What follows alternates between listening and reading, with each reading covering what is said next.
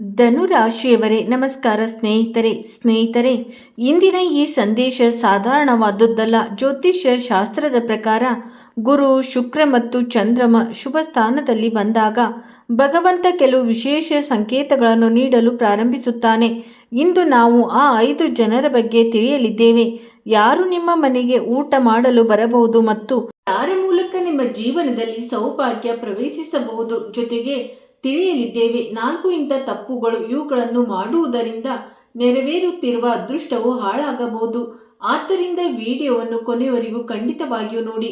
ನಿಮ್ಮ ಮನೆಗೆ ಈ 5 ಜನರು ಊಟ ಮಾಡಲು ಬರುತ್ತಿದ್ದಾರೆ. ಆದರೆ ನೆನಪಿರಲಿ, ಮನುಷ್ಯನ ರೂಪದಲ್ಲಿ ದೇವತೆಗಳೇ ಇರಬಹುದು. ಇವರ ಸ್ವಾಗತದಲ್ಲಿ ನೀವು ಈ 4 ತಪ್ಪುಗಳನ್ನು ಮರೆತು ಕೂಡ ಮಾಡಬಾರದು. ಇಲ್ಲದಿದ್ದರೆ ಭಗವಾನ್ ಶ್ರೀಕೃಷ್ಣ, ಬ್ರಹ್ಮದೇವ, ಮಾತಾ ಲಕ್ಷ್ಮಿ ಮತ್ತು ಮಹಾದೇವ ಹಾಗೂ ಗುರು ಗ್ರಹ ಕೋಪಗೊಳ್ಳುತ್ತಾರೆ. ನಿಮ್ಮೊಂದಿಗೆ ಇಂದಿನ ವಿಡಿಯೋ ನಿಮಗಾಗಿ ಅತ್ಯಂತ ವಿಭಿನ್ನ ಮತ್ತು ಪ್ರಮುಖವಾಗಿದೆ. ಇದನ್ನು ಏಕಾಂತದಲ್ಲಿ ನೋಡಿ, ಆಗಲೇ ನಿಮಗೆ ಎಲ್ಲ ವಿಷಯಗಳು ಅರ್ಥವಾಗುತ್ತವೆ. ಕೊನೆಗೆ ನಾನು ನಿಮಗೆ ಏನನ್ನು ಹೇಳಲು ಬಯಸುತ್ತಿದ್ದೇನೆ ಎಂದು ಒಂದು ವೇಳೆ ನೀವು ಈ ವಿಡಿಯೋ ನೋಡುತ್ತಿದ್ದರೆ ಇದನ್ನು ಕೇವಲ ಒಂದು ಸಾಧಾರಣ ಭವಿಷ್ಯವಾಣಿ ಎಂದು ಲೆಕ್ಕಾಚಾರ ಹಾಕಬೇಡಿ. ಏಕೆಂದರೆ ಜ್ಯೋತಿಷ್ಯ ಶಾಸ್ತ್ರದ ಪ್ರಕಾರ ಗುರು, ಚಂದ್ರ ಮತ್ತು ಶುಕ್ರ ಗ್ರಹಕ್ಕೆ ಬಂದಾಗ ಹಾಗೂ ಶನಿ ಧೈರ್ಯದ ಫಲ ನೀಡಲು ತೊಡಗಿದಾಗ ವ್ಯಕ್ತಿಯ ಜೀವನದಲ್ಲಿ ಸಂಕೇತಗಳು ಸಿಗಲು ಪ್ರಾರಂಭವಾಗುತ್ತವೆ. ಇವು ಸಾಧಾರಣವಾಗಿರದೆ ಅತ್ಯಂತ ಲಾಭದಾಯಕ ಮತ್ತು ಮೌಲ್ಯಯುತವಾಗಿವೆ. ಸಮಯದ ನಿರ್ಮಾಣವಾಗುತ್ತಿದೆ ಹಾಗೂ ಅತ್ಯಂತ ಕಡಿಮೆ ಜನರ ಜೀವನದಲ್ಲಿ ಇಂತಹ ಸಮಯ ಬರುತ್ತದೆ. ಆದರೆ ನಾವು ನೋಡುತ್ತಿದ್ದೇವೆ, ನಿಮ್ಮ ಜಾತಕದಲ್ಲಿ ಸ್ಪಷ್ಟವಾಗಿ ಕಾಣಿಸುತ್ತಿದೆ ಏನೆಂದರೆ ನೀವು ಅತ್ಯಂತ ಬೇಗನೆ ಕೋಪಗೊಳ್ಳುತ್ತೀರಿ. ನೀವು ನಿಮ್ಮ ಕೋಪದ ಮೇಲೆ ಅತ್ಯಂತ ನಿಯಂತ್ರಣ ಸಾಧಿಸುವುದು ಅಗತ್ಯವಿದೆ. ಇಂದಿನ ವಿಷಯವೇನಿದೆಯೋ ಅದನ್ನು ಅತ್ಯಂತ ಗಮನವಿಟ್ಟು ಕೇಳಿ.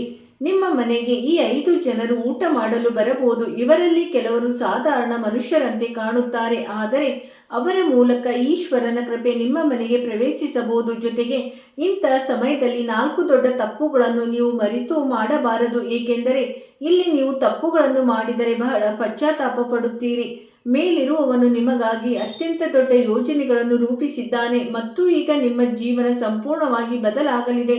ನೆನಪಿಡಿ ಸ್ನೇಹಿತರೆ, ಇದರ ಅರ್ಥ ಪ್ರತಿಯೊಬ್ಬ ಬರುವ ವ್ಯಕ್ತಿಯು ದೇವತೆಯೇ ಆಗಿರುತ್ತಾನೆ ಎಂದಲ್ಲ. ಆದರೆ ಭಾರತೀಯ ಸಂಪ್ರದಾಯದಲ್ಲಿ ಅತಿಥಿಯ ಸತ್ಕಾರ ಮಾಡುವುದು ಶುಭ ಎಂದು ಪರಿಗಣಿಸಲಾಗುತ್ತದೆ ಮತ್ತು ಉತ್ತಮ ಕರ್ಮಗಳು ಸಕಾರಾತ್ಮಕ ಫಲಗಳನ್ನು ತರಬಹುದು. ಅತಿಥಿಯ ರೂಪದಲ್ಲಿ ಭಗವಂತ ಹಲವು ಬಾರಿ ನಿಮ್ಮ ಜೀವನದಲ್ಲಿ ಮನೆಗೆ ಆಗಮಿಸುತ್ತಾನೆ ಮತ್ತು ನಿಮಗೆ ತಿಳಿಯುವುದೇ ಇಲ್ಲ. ಆದರೆ ನಾವು ನಿಮಗೆ ಮೊದಲೇ ಎಚ್ಚರಿಕೆ ನೀಡಿ ಗೌರವಿಸುತ್ತಿದ್ದೇನೆ, ಏಕೆಂದರೆ ಬ್ರಹ್ಮಾಂಡದ ಶಕ್ತಿಗಳು ಸಂಪೂರ್ಣವಾಗಿ ನಿಮ್ಮ ಬೆಂಬಲಕ್ಕೆ ನಿಂತಿವೆ ಮತ್ತು ನಿಮ್ಮನ್ನು ಸಂಪೂರ್ಣವಾಗಿ ಬೆಂಬಲಿಸುತ್ತಿವೆ. ನೀವು ಇಂದಿನ ಈ ವಿಡಿಯೋವನ್ನು ತಪ್ಪಿಸಬೇಡಿ ಮತ್ತು ಮೊದಲಿನಿಂದ ಕೊನೆವರೆಗೂ ನೋಡಿ, ಏಕೆಂದರೆ ಇಷ್ಟೊಂದು ದೊಡ್ಡ ಶುಭ ಸುದ್ದಿ ಇನ್ನು ಮುಂದೆ ನಿಮಗೆ ಮತ್ತೊಮ್ಮೆ ಎಂದಿಗೂ ಸಿಗುವುದಿಲ್ಲ. ಸ್ನೇಹಿತರೆ, ನಿಮ್ಮ ಜೀವನದಲ್ಲಿ ಎಂಥದ್ದೇ ಸಮಸ್ಯೆಗಳಿದ್ದರೂ ಸ್ಕ್ರೀನ್ ಮೇಲೆ ಕಾಣುತ್ತಿರುವ ಗುರುಜಿಯವರಿಗೆ ಕರೆ ಮಾಡಿ ನಿಮ್ಮ ಸಮಸ್ಯೆಗಳನ್ನು ಬಗೆಹರಿಸಿಕೊಳ್ಳಬಹುದು. ಗುರುಜಿಯವರು ವಿದ್ಯೆ, ಉದ್ಯೋಗ, ವ್ಯಾಪಾರ, ಗಂಡ ಹೆಂಡತಿ ಕಲಹ, ಅತ್ತೆ ಸೊಸೆ ಕಲಹ, ಮದುವೆ ವಿಳಂಬ, ಸಂತಾನ ಸಮಸ್ಯೆ, ಶತ್ರು ಕಾಟ, ವಶೀಕರಣ, ನಿಮ್ಮ ಯಾವುದೇ ಸಮಸ್ಯೆಗಳಿದ್ದರೂ ಕೂಡ ತುಳುನಾಡಿನ ದೈವಾರಾಧನೆಯಿಂದ ಹಾಗೂ ಶ್ರೀ ಸಾಯಿಬಾಬಾ ದೈವಿಕ ಶಕ್ತಿಯಿಂದ ಶೀಘ್ರ ಶಾಶ್ವತ ಪರಿಹಾರ ಮಾಡಿಕೊಡುತ್ತಾರೆ. ಈ ಸಮಯದಲ್ಲಿ ಗ್ರಹಗಳ ಸ್ಥಿತಿ ಹೇಳುತ್ತಿವೆ. ಒಂದು ವೇಳೆ ನಿಮ್ಮ ಜಾತಕದಲ್ಲಿ ಶುಭ ಭಾವದಲ್ಲಿ ಪ್ರಭಾವ ನೀಡುತ್ತಿದ್ದರೆ ಚಂದ್ರನು ಮಾನಸಿಕ ಶಾಂತಿಯನ್ನು ನೀಡುತ್ತಾನೆ ಮತ್ತು ಶುಕ್ರನು ಸೌಭಾಗ್ಯದ ಜೊತೆ ನೀಡುತ್ತಾನೆ. ಹಾಗಾಗಿ ಮುಂಬರುವ ದಿನಗಳಲ್ಲಿ ನಿಮ್ಮ ಮನೆಗೆ ಕೆಲವು ವಿಶೇಷ ಅತಿಥಿಗಳು ಬರುವ ಯೋಗಗಳು ಉಂಟಾಗಬಹುದು ಮತ್ತು ಈ ಭೇಟಿಗಳ ಮೂಲಕ ಹೊಸ ಅವಕಾಶಗಳು, ಶುಭ ಸುದ್ದಿ ಮತ್ತು ಯಾವುದಾದರೂ ಪ್ರಮುಖ ವ್ಯಕ್ತಿಯ ಸಹಕಾರ ಸಿಗುವ ಸಾಧ್ಯತೆಗಳು ಸ್ಪಷ್ಟವಾಗಿ ಕಂಡುಬರುತ್ತಿವೆ. ಸ್ನೇಹಿತರೆ, ದೇವಾನುದೇವತೆಗಳ ದೇವ ಮಹಾದೇವನು ನಿಮ್ಮ ಮೇಲೆ ಅತ್ಯಂತ ಕರುಣಾಮಯಿಯಾಗಿದ್ದಾರೆ. ಆದ್ದರಿಂದ ವಿಡಿಯೋವನ್ನು ಕಡಿತಗೊಳಿಸದೆ ಮೊದಲಿನಿಂದ ಕೊನೆಯವರೆಗೂ ವಿಡಿಯೋವನ್ನು ನೋಡಿ. ಏಕೆಂದರೆ ಶ್ರಾವಣ ಮಾಸದಲ್ಲಿ ಯಾರಾದರೂ ವ್ಯಕ್ತಿ ಮನೆಗೆ ಸಾಧು ಸಂತರು ಆಗಮಿಸಿದರೆ ಖಂಡಿತವಾಗಿಯೂ ಅವರ ಮೇಲೆ ಭಗವಂತನ ಲೀಲೆ ಇರುತ್ತದೆ. ಭಗವಂತನೇ ಕಳಿಸಿದ ದಿವ್ಯ ಶಕ್ತಿಗಳು ಇರುತ್ತವೆ. ಇವು ನಾವು ಸಾಧಾರಣ ಮನುಷ್ಯರಿಗೆ ಅರ್ಥ ಮಾಡಿಕೊಳ್ಳಲು ಸಾಧ್ಯವಾಗುವುದಿಲ್ಲ. ಕೊನೆಗೆ ಹೀಗೇಕೆ ಆಗುತ್ತಿದೆ ಎಂದು. ಸ್ನೇಹಿತರೆ, ನನಗೆ ಗೊತ್ತು, ನಿಮ್ಮ ಜೀವನದಲ್ಲಿ ಹಣದ ಬಹಳ ತೊಂದರೆ ಇದೆ. ಆದರೆ ನಾನು ನಿಮಗೆ ಸಲಹೆ ನೀಡುತ್ತಿದ್ದೇನೆ. ಆತಂಕ ಪಡುವ ಅಗತ್ಯವಿಲ್ಲ. ಚಿಂತೆ ಮಾಡಬೇಡಿ. ಏನೇ ಆದರೂ ಎಲ್ಲವೂ ಒಳ್ಳೆಯದ್ದೇ ಆಗಿರುತ್ತದೆ. ಭಗವಂತನಿಗೆ ಬಿಟ್ಟು ಬಿಡಿ. ಭಗವಂತ ಯಾವಾಗಲೂ ನಿಮ್ಮ ಜೊತೆಗಿರುತ್ತಾನೆ. ಇಂದು ಕೂಡ ಜೊತೆಗಿರುತ್ತಾನೆ, ನಾಳೆಯೂ ಜೊತೆಗಿರುತ್ತಾನೆ. ನಾನು ಜೀವನ ಪೂರ್ತಿ ನಿಮ್ಮ ಜೊತೆಗಿರುತ್ತೇನೆ. ಹನುಮಂತನ ವಿಶೇಷ ಆಶೀರ್ವಾದ ನಿಮ್ಮ ಮೇಲಿದೆ. ಸ್ನೇಹಿತರೆ, ನಿಮ್ಮ ಮನೆಗೆ ಬರುವ ಆ 5 ಜನರಲ್ಲಿ ಮೊದಲ ವ್ಯಕ್ತಿ ಯಾರಾದರೂ ಹಿರಿಯರು ಅಥವಾ ಸಂತ ಸ್ವಭಾವದವರು ವ್ಯಕ್ತಿಯಾಗಿರಬಹುದು. ಹೌದು, ಜ್ಯೋತಿಷ್ಯ ಶಾಸ್ತ್ರದ ಪ್ರಕಾರ ಗುರು ಗ್ರಹವನ್ನು ಜ್ಞಾನ, ಆಶೀರ್ವಾದ ಮತ್ತು ಪುಣ್ಯದ ಕಾರಕ ಎಂದು ಪರಿಗಣಿಸಲಾಗಿದೆ. ಯಾರಾದರೂ ಹಿರಿಯ ವ್ಯಕ್ತಿ ಅಥವಾ ಗುರು ಸಮಾನ ವ್ಯಕ್ತಿ ಅಥವಾ ಸಾಧು ಸ್ವಭಾವದ ವ್ಯಕ್ತಿ ನಿಮ್ಮ ಮನೆಗೆ ಬಂದರೆ ಅವರನ್ನು ಖಂಡಿತವಾಗಿಯೂ ಆಧರಿಸಿ.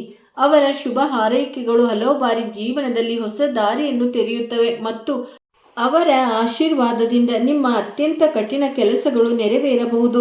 ನಿಮ್ಮ ಕನಸುಗಳು ನನಸಾಗಬಹುದು. ಇದು ಅತ್ಯಂತ ಶುಭ ಸಂಕೇತವಾಗಿದೆ. ಶ್ರಾವಣ ಮಾಸದಲ್ಲಿ ನಿಮ್ಮ ಮನೆಯಲ್ಲಿ ಈ ರೀತಿಯ ಘಟನೆ ಸಂಭವಿಸಿದರೆ ಅದನ್ನು ಮಹಾದೇವನ ಪವಾಡವೆಂದು ತಿಳಿಯಿರಿ, ಭಗವಂತನ ಕೃಪೆ ಎಂದು ತಿಳಿಯಿರಿ. ಇಂಥ ಯೋಗ ಸುಮ್ಮನೆ ಉಂಟಾಗುವುದಿಲ್ಲ. ಇದರ ಹಿಂದೆ ಭಗವಂತನ ದೊಡ್ಡ ಯೋಜನೆ ಇರುತ್ತದೆ. ಈಗ ನಿಮ್ಮ ಅದೃಷ್ಟ ಬದಲಾದಾಗ ಜಗತ್ತಿನ ಜನರು ನಿಮ್ಮ ವೈಭವವನ್ನು ನೋಡುತ್ತಾರೆ.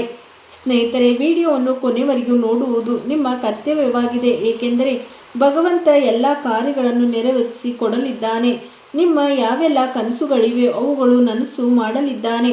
ಇಂಥ ಶುಭ ಹಾರೈಕೆಗಳನ್ನು ಭಗವಂತ ನಿಮಗಾಗಿ ಹೇಗೆ ರೂಪಿಸಿದ್ದಾನೆ ಎಂಬುದರ ಬಗ್ಗೆ ನೀವು ಎಂದಿಗೂ ಯೋಚಿಸಿರುವುದಿಲ್ಲ.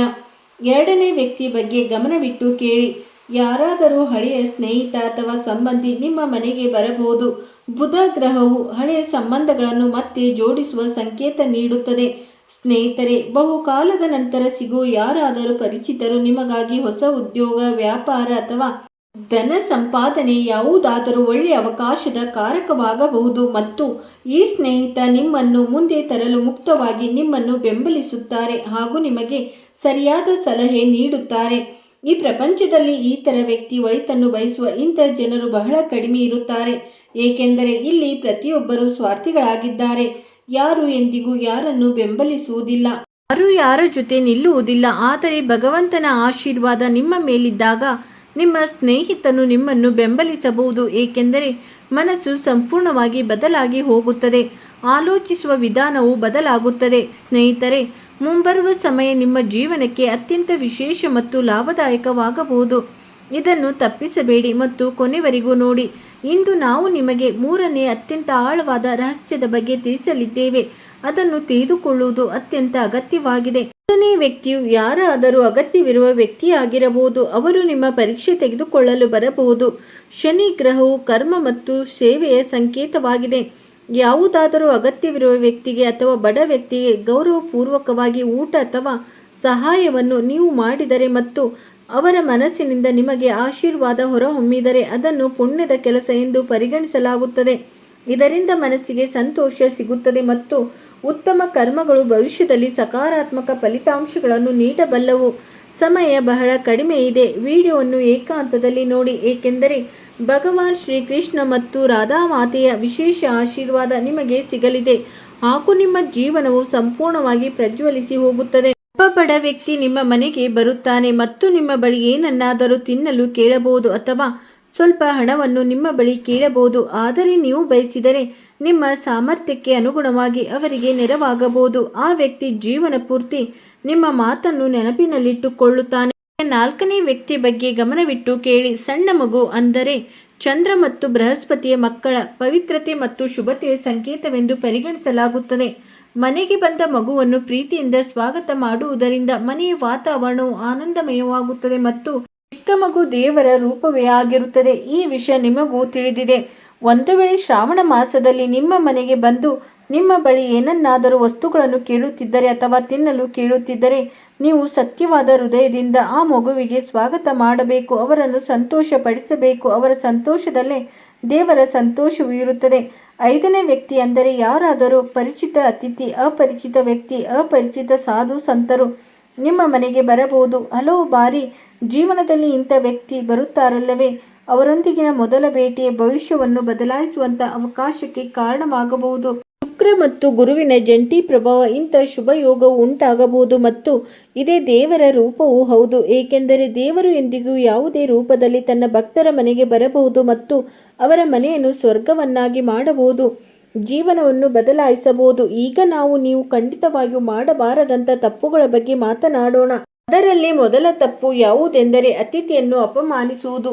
ಹೌದು ಸ್ನೇಹಿತರೆ, ಯಾವುದೇ ವ್ಯಕ್ತಿಯೊಂದಿಗೆ ಕಠಿಣವಾಗಿ ವರ್ತಿಸುವುದರಿಂದ ನೀವು ದೂರವಿರಬೇಕು. ನಿಮ್ಮ ಮನೆ ಬಾಗಿಲಿಗೆ ಯಾರಾದರೂ ಬಂದರೆ ಅವರಿಗೆ ನಮ್ರತೆಯಿಂದ ಸತ್ಕರಿಸಬೇಕು, ಕಠಿಣವಾಗಿ ಅಲ್ಲ. ಮೃದುವಾದ ಮಾತು ಯಾವಾಗಲೂ ಶುಭ ಎಂದು ಪರಿಗಣಿಸಲಾಗಿದೆ, ಆದರೆ ಮೃದುವಾದ ಮಾತಿನಿಂದ ಸಂಭಾಷಣೆ ನಡೆಸಿ, ಇದು ಒಳ್ಳೆಯ ನಡತೆಯ ಲಕ್ಷಣ. ಎರಡನೇ ತಪ್ಪು ಎಂದರೆ ಕೋಪ ಮತ್ತು ಅಹಂಕಾರ. ಮಂಗಳನ ಶುಭ ಪ್ರಭಾವವನ್ನು ನೀಡಿದಾಗ ಆಗ ವ್ಯಕ್ತಿ ಯಾವುದೇ ಕಾರಣವಿಲ್ಲದೆ ಕೋಪಗೊಳ್ಳಬಹುದು. ಇಂಥ ಸಮಯದಲ್ಲಿ ತಾಳ್ಮೆ ವಹಿಸುವುದು ಹೆಚ್ಚು ಲಾಭದಾಯಕ ಎಂದು ಪರಿಗಣಿಸಲಾಗುತ್ತದೆ. ಸ್ನೇಹಿತರೆ, ಮಂಗಳವು ನಿಮ್ಮೊಳಗೆ ಶಕ್ತಿಯನ್ನು ಹುಟ್ಟುಹಾಕುತ್ತದೆ ಮತ್ತು ಸಾಕಷ್ಟು ದೊಡ್ಡ ಸಕಾರಾತ್ಮಕ ಬದಲಾವಣೆ ನಿಮ್ಮ ಜೀವನದಲ್ಲಿ ಬರಲಿದೆ. ಈಗ ನೀವೆಲ್ಲರೂ ಐಶ್ವರ್ಯವಂತರಾಗಲಿದ್ದೀರಿ. ಪವಾಡ ಸದೃಶ ಬದಲಾವಣೆ 24 ಗಂಟೆಗಳವರೆಗೆ ನಿಮ್ಮ ಜೀವನದಲ್ಲಿ ನೋಡಲು ಸಿಗಬಹುದು. ಮೂರನೇ ಮತ್ತು ಅತ್ಯಂತ ಪ್ರಮುಖವಾದ ತಪ್ಪು, ಗಮನವಿಟ್ಟು ಕೇಳಿ. ಆಹಾರದ ಅವಮಾನ. ಅಂದರೆ ಅನ್ನವನ್ನು ಭಾರತೀಯ ಸಂಸ್ಕೃತಿಯಲ್ಲಿ ಗೌರವಿಸಲಾಗಿದೆ. ಆಹಾರವನ್ನು ವ್ಯರ್ಥ ಮಾಡಬೇಡಿ ಮತ್ತು ಸಾಧ್ಯವಾದಷ್ಟು ಗೌರವಪೂರ್ವಕವಾಗಿ ಬಡಿಸಿ, ಹಾಗೂ ಅಷ್ಟೇ ಅನ್ನವನ್ನು ಬಳಸಿ. ಎಷ್ಟು ಅಗತ್ಯವಿದೆಯೋ ಅಷ್ಟು, ಅದಕ್ಕಿಂತ ಹೆಚ್ಚು ಅನ್ನದ ದುರುಪಯೋಗ ಮಾಡಬೇಡಿ. ಅಷ್ಟೇ ನಿಮ್ಮ ಮೇಲೆ ಮಹಾಲಕ್ಷ್ಮಿ ದೇವಿ ವಿಶೇಷ ಕೃಪಾದೃಷ್ಟಿ ಬೀರುತ್ತಾಳೆ ಮತ್ತು ನಿಮ್ಮ ಜೀವನವು ಸ್ವರ್ಗವಾಗುತ್ತದೆ. ನಾಲ್ಕನೇ ಅತ್ಯಂತ ಪ್ರಮುಖವಾದ ತಪ್ಪು, ಗಮನವಿಟ್ಟು ಕೇಳಿ. ಇತರರ ನಿಂದನೆ ಮಾಡುವುದು ಅಥವಾ ಅಸೂಯೆ ಪಡುವುದು ಅಥವಾ ಇತರರ ಏಳಿಗೆಯನ್ನು ನೋಡಿ ಉರಿಯುವುದು, ಇದು ಅತ್ಯಂತ ದೊಡ್ಡ ತಪ್ಪಾಗಿದೆ. ರಾಹು ಮತ್ತು ಕೇತುವಿನ ಪ್ರಭಾವದಿಂದ ವ್ಯಕ್ತಿಯು ನಕಾರಾತ್ಮಕ ಆಲೋಚನೆಯತ್ತ ಸಾಗಬಹುದು. ಈ ಮಾತನ್ನು ನಾನು ಸಹ ಒಪ್ಪಿಕೊಳ್ಳುತ್ತೇನೆ. ಇಂತಹ ಸಮಯದಲ್ಲಿ ಇತರರ ಯಶಸ್ಸನ್ನು ನೋಡಿ ಉರಿಯುವ ಬದಲಾಗಿ ತಮ್ಮ ಕರ್ಮದ ಮೇಲೆ ಗಮನ ಕೊಡುವುದು ಅತ್ಯಂತ ಉತ್ತಮ ಎಂದು ಪರಿಗಣಿಸಲಾಗಿದೆ ಮತ್ತು ಇದು ಜಾತಕದಲ್ಲಿಯೂ ಕಂಡುಬರುತ್ತದೆ. ನಿಮ್ಮನ್ನು ಶ್ರೇಷ್ಠರಿಂದ ಅತ್ಯುತ್ತಮವಾಗಿ ಮಾಡಿಕೊಳ್ಳಿ, ಏಕೆಂದರೆ ಎಂದಿಗೂ ಯಾವುದೇ ವ್ಯಕ್ತಿಯ ಏಳಿಗೆಯನ್ನು ನೋಡಿ ಉರಿಯಬೇಡಿ. ಇಲ್ಲದಿದ್ದರೆ ನಿಮ್ಮ ಜೀವನವು ನರಕವಾಗಬಹುದು ಮತ್ತು ಎಂದಿಗೂ ನೀವು ಮುಂದೆ ಸಾಗಲು ಸಾಧ್ಯವಾಗುವುದಿಲ್ಲ. ಆದರೆ ಅತ್ಯಂತ ಪ್ರಮುಖವಾದ ವಿಷಯ, ಇದನ್ನು ಖಂಡಿತವಾಗಿಯೂ ಮರೆಯಬೇಡಿ. ಜ್ಯೋತಿಷ್ಯ ಶಾಸ್ತ್ರದ ಪ್ರಕಾರ ಯಾವುದೇ ವ್ಯಕ್ತಿ ಜಾತಕದಲ್ಲಿ ಗುರು, ಸೂರ್ಯ ಮತ್ತು ಶುಕ್ರ ಗ್ರಹಗಳು ಬಲಗೊಳ್ಳಲು ತೊಡಗಿದಾಗ ಅವರ ಆತ್ಮವಿಶ್ವಾಸ, ಗೌರವ ಮತ್ತು ಪ್ರಗತಿ ಹೆಚ್ಚಾಗಲು ತೊಡಗುತ್ತದೆ. ಇದೇ ಕಾರಣ ಕೆಲವು ಜನರು ನಿಮ್ಮ ಯಶಸ್ಸನ್ನು ನೋಡಿ ಅಸೂಯೆ ಪಡಬಹುದು. ಆದ್ದರಿಂದ ಇಂಥ ಜನರಿಂದ ನೀವು ಯಾವುದೇ ಹೋಲಿಕೆ ಮಾಡಿಕೊಳ್ಳಬಾರದು, ಏಕೆಂದರೆ ನೀವು ಅವರಿಗಿಂತ ಮುಂದಿದ್ದೀರಿ. ಆದ್ದರಿಂದ ಅವರು ನಿಮ್ಮನ್ನು ನೋಡಿ ಉರಿಯುತ್ತಿದ್ದಾರೆ. ನಿಮ್ಮ ಆಲೋಚನೆಯನ್ನು ಯಾವಾಗಲೂ ಬಲವಾಗಿರಿಸಿಕೊಳ್ಳಿ ಮತ್ತು ನಿಮ್ಮ ವೈಯಕ್ತಿಕ ಜೀವನದಲ್ಲಿ ಕೆಲಸ ಮಾಡುತ್ತಾ ಮುಂದೆ ಸಾಗಿ, ಕರ್ಮ ಮಾಡುತ್ತಾ ಸಾಗಿ, ದೇವರನ್ನು ಪ್ರಸನ್ನಗೊಳಿಸುತ್ತಾ ಸಾಗಿ ಮತ್ತು ಇಂಥ ಜನರನ್ನು ಹಿಂತಿರುಗಿ ನೋಡಿ. ನಿಮ್ಮೊಳಗೆ ಯಾವುದೇ ರೀತಿಯ ಭಾವನೆಯನ್ನು ಹುಟ್ಟಿ ಹಾಕಿಕೊಳ್ಳಬೇಡಿ. ಅದೇ ರೀತಿ ಕೆಲವು ಇಂಥ ಜನರು ನಿಮ್ಮ ಜೀವನದಲ್ಲಿದ್ದಾರೆ. ಅವರು ನಿಮ್ಮನ್ನು ಅತ್ಯಂತ ಸುಲಭವಾಗಿ ನಿರ್ಲಕ್ಷಿಸುತ್ತಾರೆ. ಕೊನೆಗೂ ಕೆಲವು ಜನರು ನಿಮ್ಮನ್ನು ಹಗುರವಾಗಿ ಎಂದು ಪರಿಗಣಿಸುತ್ತಾರೆ, ಏಕೆಂದರೆ ಪ್ರತಿಯೊಬ್ಬ ವ್ಯಕ್ತಿಯು ನಿಮ್ಮ ಸಾಮರ್ಥ್ಯವನ್ನು ತಕ್ಷಣವೇ ಗುರುತಿಸಲು ಸಾಧ್ಯವಿಲ್ಲ. ನಿಮ್ಮ ಒಳಗಿನ ಶಕ್ತಿಯನ್ನು ಎಲ್ಲರೂ ತಿಳಿಯುವುದಿಲ್ಲ. ಹಲವು ಬಾರಿ ಶನಿದೇವನು ಮೊದಲು ಪರೀಕ್ಷಿಸುತ್ತಾನೆ, ನಂತರ ಗೌರವ ನೀಡುತ್ತಾನೆ. ಆದ್ದರಿಂದ ಶಾಂತವಾಗಿದ್ದು ನಿರಂತರವಾಗಿ ಶ್ರಮಿಸುವುದೇ ಅತ್ಯಂತ ಒಳ್ಳೆಯ ಪರಿಹಾರವೆಂದು ಪರಿಗಣಿಸಲಾಗಿದೆ. ಹನುಮಂತನು ಯಾವಾಗಲೂ ನಿಮ್ಮ ಮೇಲೆ ಕೃಪೆ ತೋರಿದ್ದಾರೆ ಮತ್ತು ಸದಾ ಕೃಪೆ ತೋರುತ್ತಿರುತ್ತಾರೆ. ಹನುಮಂತನ ಆಶೀರ್ವಾದದೊಂದಿಗೆ ನಿಮ್ಮ ಜೀವನವು ಸಂಪೂರ್ಣವಾಗಿ ಸುಂದರವಾಗುತ್ತದೆ. ಸ್ನೇಹಿತರೆ, ನಾನು ನಿಮಗೆ ಹೇಳಿದ ಎಲ್ಲ ವಿಷಯಗಳು ಸತ್ಯವಾಗಿವೆ. ಸ್ನೇಹಿತರೆ, ಇಂದಿಗೆ ಇಷ್ಟೇ. ನಿಮ್ಮ ದಿನ ಶುಭವಾಗಿರಲಿ. ನೀವು ನಿಮ್ಮ ಕಾಳಜಿ ವಹಿಸಿ. ವಿಡಿಯೋ ನೋಡಿದ್ದಕ್ಕಾಗಿ ಧನ್ಯವಾದಗಳು.